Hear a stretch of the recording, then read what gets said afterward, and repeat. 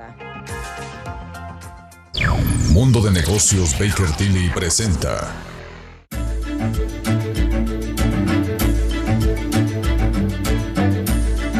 Son las 6 de la mañana con 30 minutos. Esto es Imagen Empresarial y estoy muy contento porque esta mañana desde París me da gusto saludar a Manuel Aguilar, el socio director de Baker Tilly en México. ¿Cómo estás, mi querido Manuel? Mi querido Rodrigo, muy buen día para ti. Aquí pues ya son las 1:30 de la tarde. Estamos transmitiendo en el marco de la Conferencia Mundial de Baker Tilly International. Estamos aquí en París, justo en el Hotel Westin Vendôme. Pues estamos reuniendo más de 400 delegados de todo el mundo para hablar de pues, diversos temas importantes para la firma, pero sobre todo para nuestros clientes, las empresas y los empresarios. Claro, qué interesante y sobre todo, bueno, pues algo que hemos hablado en otros momentos es el alcance global que tiene Baker Tilly y debe ser fascinante, pues en esta ya última parte del 2022, pues qué se está viendo, ¿no? En términos de tendencia de negocio, de lo que mencionas, los clientes, sobre todo porque estamos en un mundo que está cambiando de fase económica, yendo hacia un escenario de mayor inflación, de una recesión global, en fin. ¿Cuáles son los elementos? ¿Qué es lo que, digamos, los temas que hoy se están discutiendo de manera específica? Sí, pues mira, Rodrigo, efectivamente los retos para las empresas se han vuelto más complejos en los últimos años, además del tema de la pandemia. Tenemos ahora riesgos geopolíticos en todo el mundo, con situaciones pues que no se habían visto en las últimas décadas. Y también pues tenemos los temas de riesgo reputacional que ahora tienen las empresas, las nuevas generaciones, la generación Z, los millennials, pues ahora son bastante exigentes en cuanto al cumplimiento de normas ambientales, sociales y de gobernanza en las empresas. Y esto pues nos obliga a quienes atendemos a las empresas, a quienes asesoramos empresas, pues replantearnos qué es lo que debe de hacerse. Claro, y además estando en París, bueno, Francia es uno de los países evidentemente clave en el contexto europeo y hoy, digamos, la discusión pues tiene que ver que prácticamente están yendo hacia una recesión acelerada por el tema del abasto de energéticos. Sé que, por ejemplo, en la noche pues no habrás visto la Torre Eiffel porque ya no la prenden justamente para mandar la señal de hay que ahorrar energía de cara justamente pues a buscar reducir esta dependencia del gas ruso, etcétera. ¿Cómo se vive, cómo te ha tocado vivir en la capital de Francia ello y sobre todo pues una zona geográfica que es muy próspera evidentemente, pero que pues de alguna suerte ya está empezando a sentir un impacto económico sustantivo? Sí, es muy interesante tu pregunta, Rodrigo. Lo que sucede aquí en Francia es muy particular porque Francia ha sido un país que estratégicamente sí le apostó a la energía nuclear. Van a verse mucho menos impactados que otros países de la zona euro con este tema del gas. Y además estamos viviendo un otoño inusualmente cálido. Es muy interesante esto que está pasando. Entonces, se está balanceando esta situación, ¿no? Obviamente viene el invierno y el invierno aquí es fuerte, pero hay variables que también juegan en contra y eso, pues, el otoño cálido, pues, viene por un tema de cambio climático. Claro, qué interesante eso que mencionas.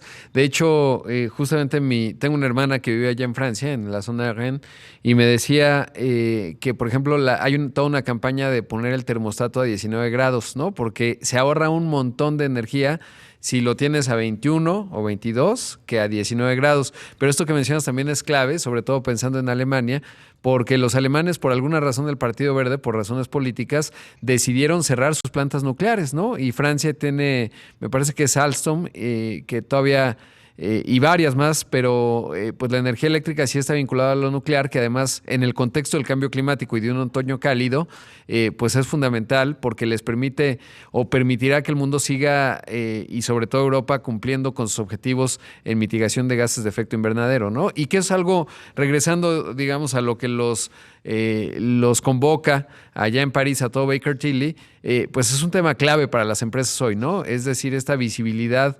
del cambio climático como punto principal, pero también del ESG, ¿no? De todas estas consideraciones que hoy tienen que tener las empresas en términos de ambiente, de social y de gobernanza en términos de su consejo de administración.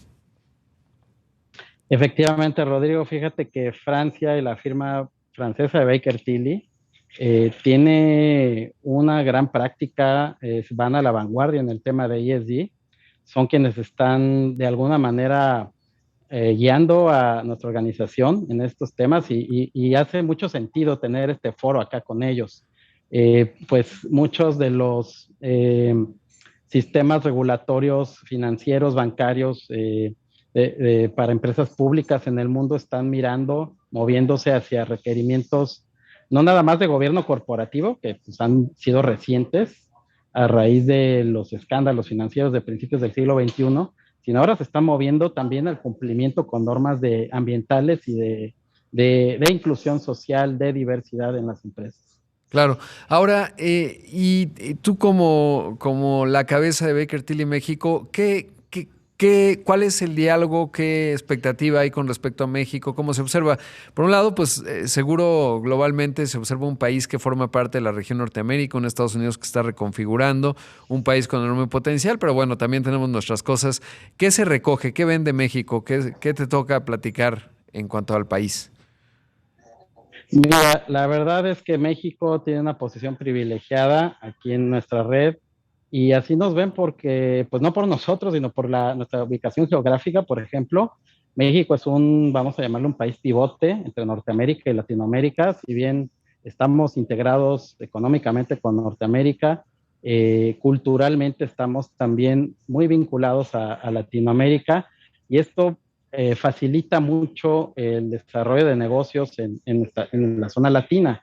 Máxime que pues hay únicamente dos idiomas en la región latinoamericana, el portugués y el español, y aquí en Europa hay una diversidad de idiomas que pues que los han obligado a entenderse pues, tan solo en una o dos lenguas nada más. Entonces, creo que hay una gran ventaja para la firma mexicana. Obviamente el nearshoring es un tema interesante.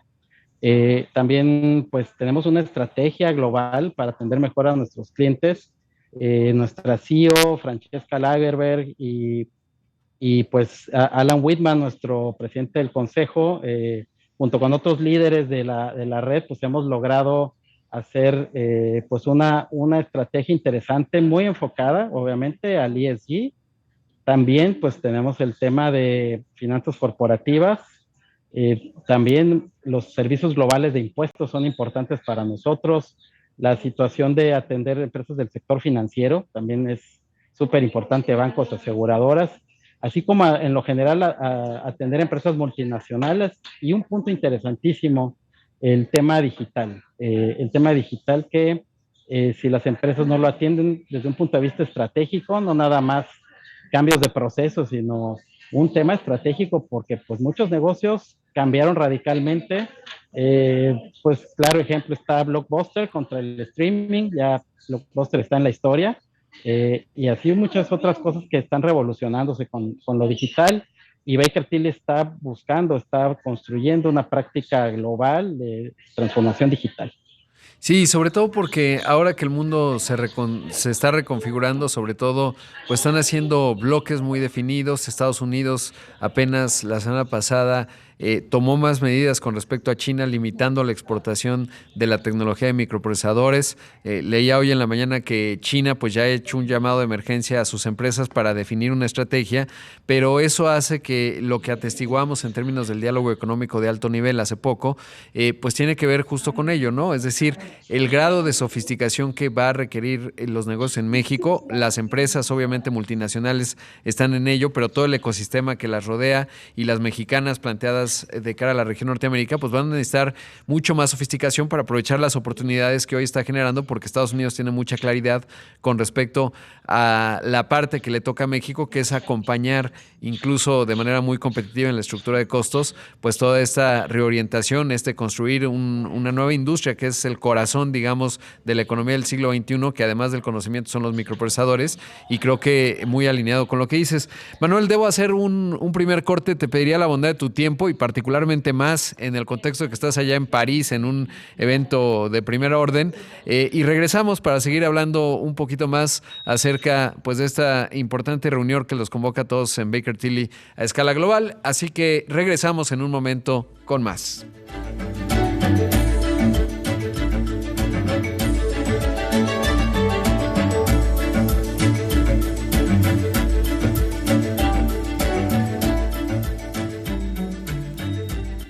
El programa no se acaba hasta que tú opinas. Escríbenos en @Roadpack. En un momento regresamos en Imagen Empresarial, Inteligencia de Negocios.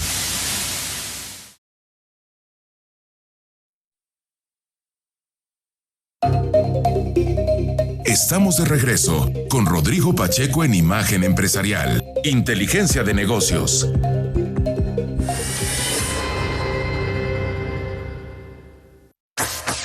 El tercer trimestre fue de claroscuros para Hasbro. Por una parte, la segunda juguetera más grande del planeta reportó que sus ingresos registraron un retroceso de 15% a tasa anual, ubicándose en $1,680 millones, mientras que sus utilidades se redujeron 49% para quedar en $129 millones.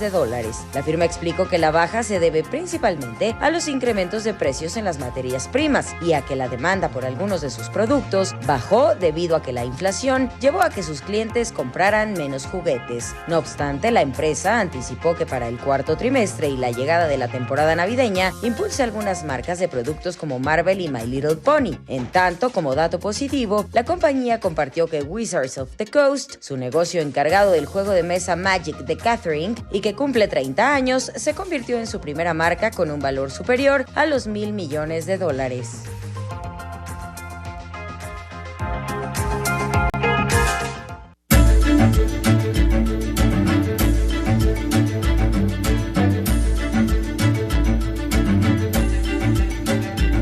Son las 6 de la mañana con 45 minutos, esto es Imagen Empresarial y esta mañana está pues una mañana de lujo porque está Manuel Aguilar desde París en el contexto de la reunión de todos los socios globales de Baker Tilly.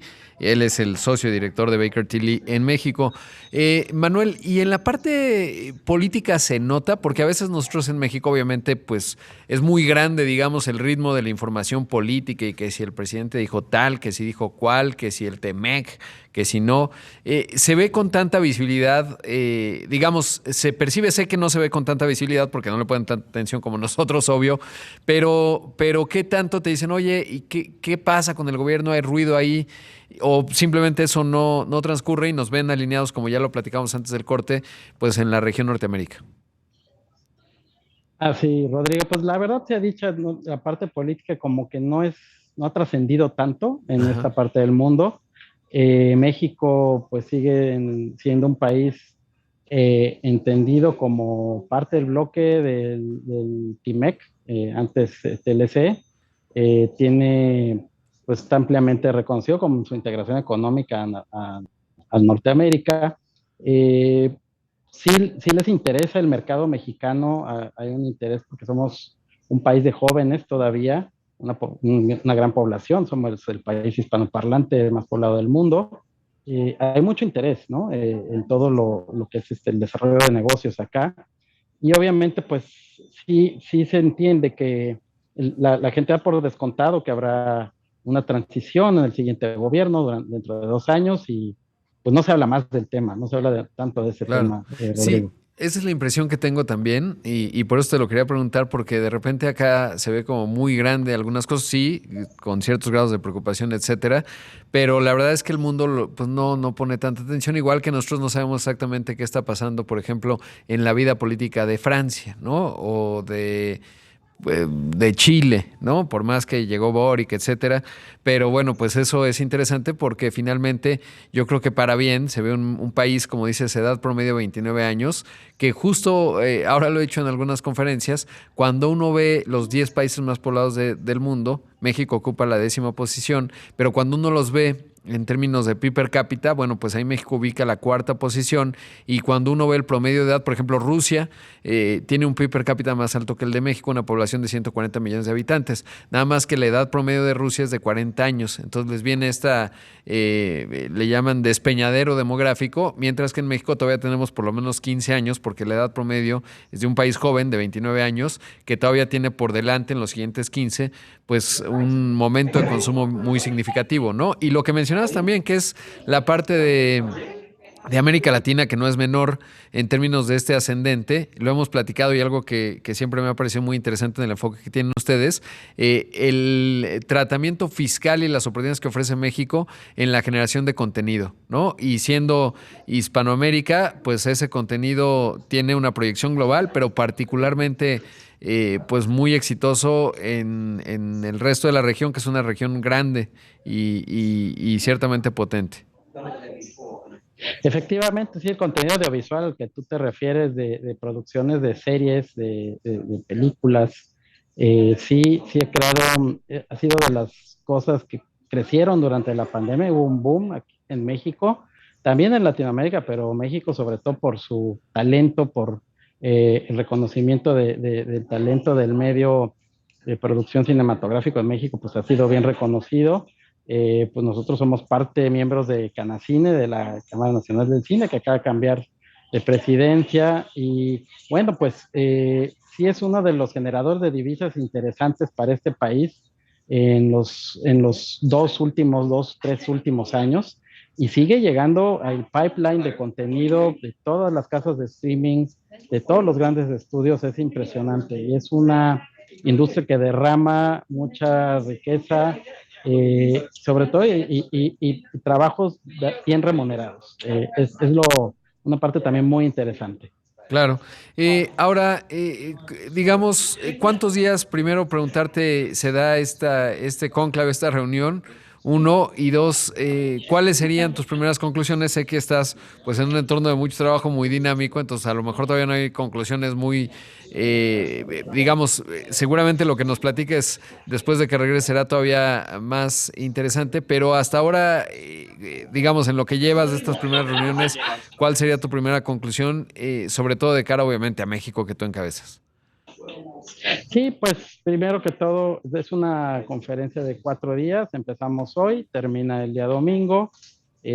Sí esperamos estar dividida en 2 etapas, una conferencia muy enfocada a una primera parte muy enfocada a la parte fiscal, a la parte de impuestos, y otros 2 días para ver temas globales, con un enfoque más diferente.